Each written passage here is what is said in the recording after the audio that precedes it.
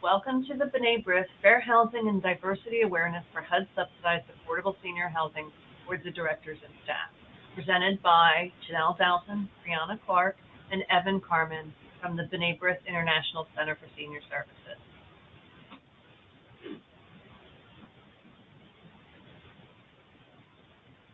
To get started, we want to share the BRITH Center for Senior Services mission. The mission of BRITH Senior Housing is to provide seniors with quality, affordable housing in a secure, supportive community environment without regard to religion, race, or national origin in order to maximize their independent and dignified lifestyle. So who are we? Who are the people that live in our apartment communities? Well, there's a different variety in religion, gender, race, mobility or physical impairment, the LGBT community, cultures and languages represented, and countries of origin. And it's important to remember that everyone you meet is fighting a battle you know nothing about. Be kind always. So the Office of Fair Housing and Equal Opportunity protects people from discrimination on the basis of race, color, religion, sex, national origin, disability, and familial status. In addition, housing providers that receive HUD funding have loans insured by the Federal Housing Administration, as well as lenders insured by FHA may be subject to HUD program regulations intended to ensure equal access of LGBT persons. So why should we fairly market? It is HUD's mission to promote non-discrimination and ensure fair and equal housing opportunities for all. It protects the landlord. This includes the owner corporation and management, as well as the residents. Our funding requires it. And finally, it's simply the right thing to do. So let's talk about the fair housing basics. Fair housing means that people cannot be treated differently in their search for housing or during their tenancy simply because of their race, color, religion, national origin, age, familial status, disability, sex, marital status, sexual orientation, gender identity or expression, creed, civil union or domestic partnership status, or source of lawful income. Now let's talk about potential discrimination. Discrimination ranges from how we talk to people to the photos and wallpaper we share on our computers. For example, people's tone of voice can often be associated with discriminatory behavior. If someone uses a harsher tone of voice to one group of people as compared to another, that can certainly be discriminatory. For example, an employee of the building being more accommodating in a leasing office regarding renting apartments for one group of people versus another. Also, the level of service you provide to current residents could be a problem. For instance, if the maintenance staff repaired the units of one group of people consistently quicker than another group of people, that would be problematic. Obviously, anyone looking to exercise their rights in fair housing can't be made to feel threatened or intimidated for doing so. Right off the bat, that would be discrimination. One example would be a tenant who is mobility impaired, if requested, must be assigned a parking spot close to the building for easy access. Now let's talk about religious discrimination. Often, discussions about religion can be discriminatory, even if we don't intend them. Even the most well-intentioned conversation can make someone feel uncomfortable. Some types of religious discussions are obviously discriminatory. The examples here are pretty obvious on their face.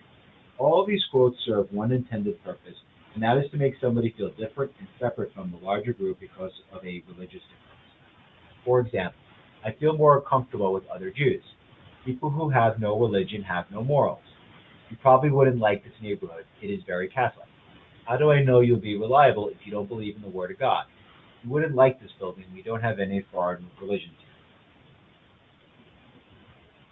here. These quotes are a good example of religious discussions that might not intend to offend or cause exclusion, but could have inadvertent consequences. For example, let's take a look at these quotes. The first four quotes all have something in common. They all ask someone for their particular religion or how religious they are. Often, in the course of people's relationships with other people, this information naturally comes out. However, people should be allowed to decide when they want to share their religious background. In particular, let's look at the second and fourth quote. Are you interested in joining the Church of Christ? I hold a prayer meeting every Sunday. Is that something you would be interested in? The second and fourth quote could easily come from someone who's well-intentioned and trying to be inclusive, but can still make people feel like an outsider. The person being asked the question may feel intimidated to join a particular house of worship or hold themselves to be to in fact be religious in order to fit into the larger group. So this is something we certainly want to be sensitive. This quote really goes to the heart of our discussion today about diversity awareness. I'm sure in everyone's building there are people who you might not get along with and are not your favorite, and that's okay. However, we still need to show everyone respect.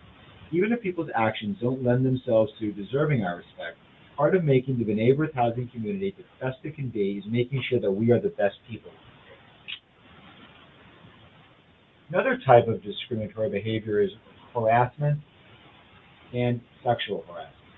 Obviously, sexual harassment in any shape or form is illegal. Similar to the previous conversation about religious discrimination, sexual harassment can occur even when not intended. For example, if someone's looking at suggestive material on a computer that can be viewed by other people. The content on the computer, despite the user not meaning for anyone else to view it, can make someone feel uncomfortable and be a form of harassment. Same things go for photos and posters in common areas. In addition, banter between people can often appear to be welcoming, even though that's not always the case. We have to be very careful regarding the words we choose about people's physical appearance, and we never talk about sexually suggestive topics. Even if we think someone appreciates this type of conversation, it doesn't mean they do. It also might be uncomfortable for the person sitting next to them. Now let's talk about a quick fact pattern.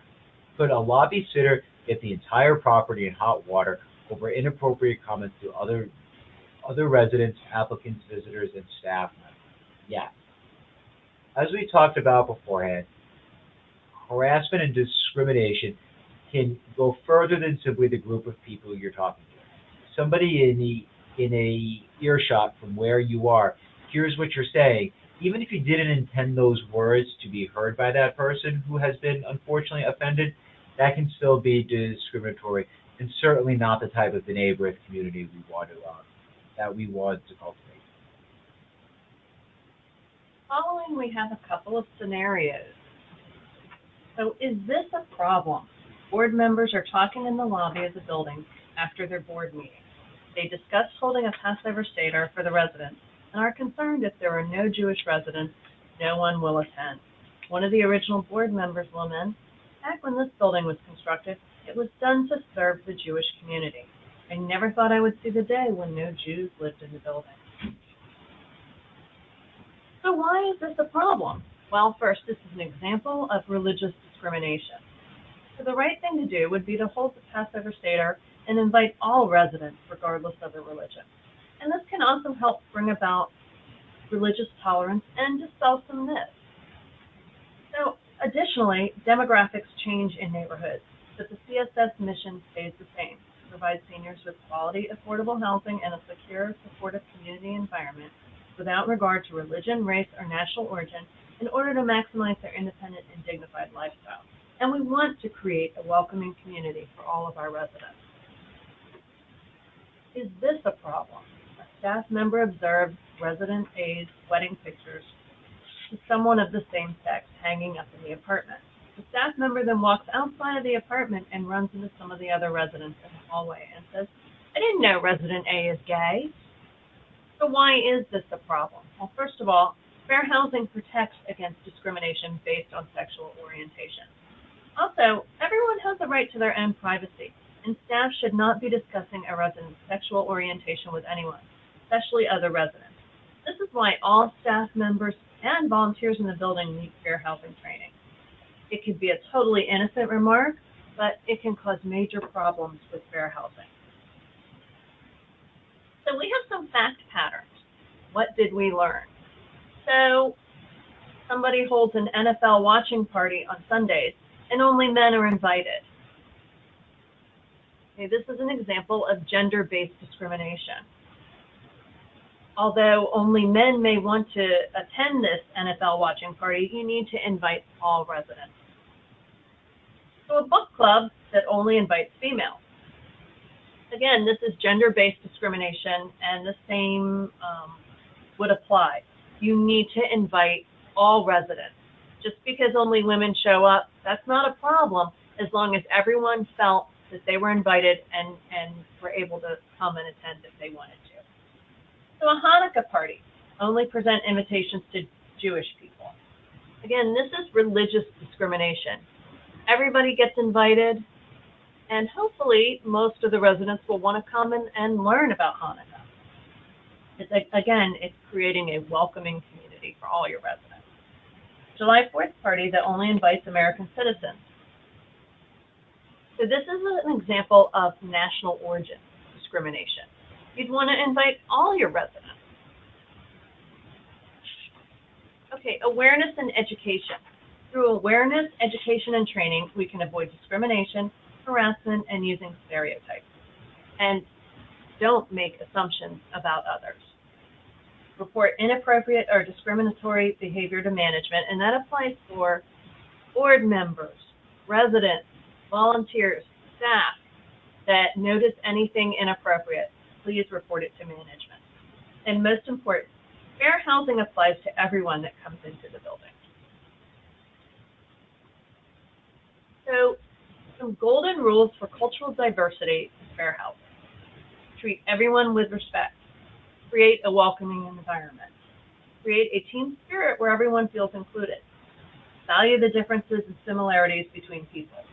Avoid using stereotypes, and don't be afraid of change.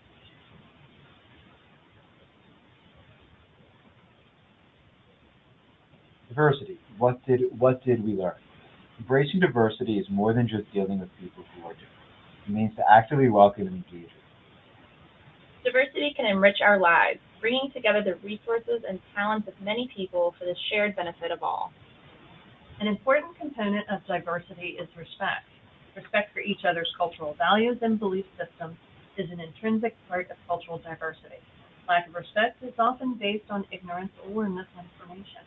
If you do not understand another's values, lifestyle, or beliefs, it is much easier to belittle them. This is how prejudice and intolerance begin. We want to leave you with this quote. We all live with the objective of being happy. Our lives are all different and yet the same. So we thank you for joining us. We hope that you will take the chance to go to this website for further reading. And we thank you for joining this webinar.